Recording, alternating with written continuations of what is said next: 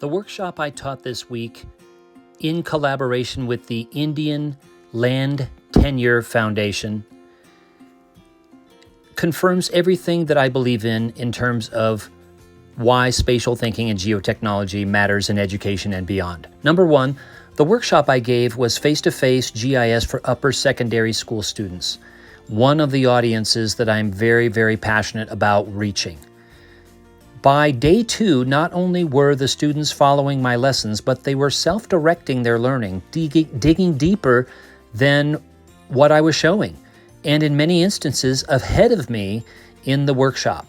One more confirmation that yes, not only can they do this, but they are excited about doing so. Number 2, the workshop was for Indigenous High School students representing most of the native tribes across South Dakota.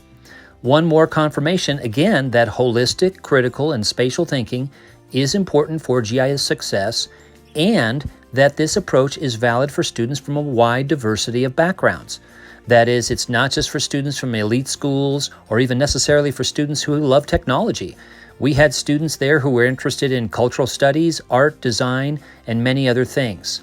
We also had a few teachers, principals, and deans in there. Now, you and I can talk all day about why this matters in education, but when the students are demonstrating this exact thing to their teachers and those in admin, it speaks volumes. Number 3, it once again confirmed that Indigenous ways of knowing meshes well with the whole idea of looking at the world in holistic and senses and in terms of cycles, that there's the water cycle, there's the carbon cycle, etc., that the ecosphere is connected to the lithosphere, is connected to the atmosphere, is connected to the hydrosphere, is connected to the anthroposphere, is connected to the biosphere, etc. It's very much aligned with Indigenous ways of looking at the world and the interconnectedness of things. And when students come into a GIS workshop with those Indigenous perspectives and worldviews, it just is wonderful, and it meshes very well with their teaching and learning in the workshop.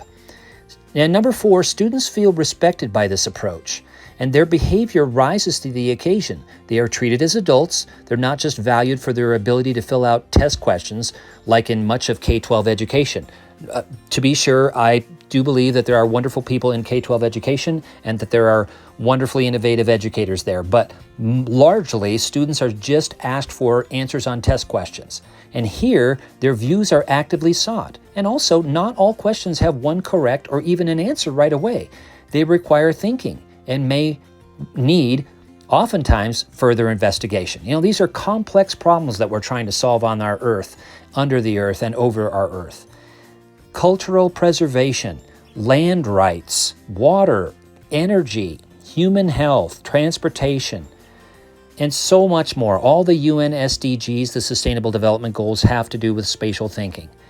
And their holistic approach that these students brought to the workshop was inspirational to me. It gave me great hope for the future, and I was honored to be a part of it. Thanks.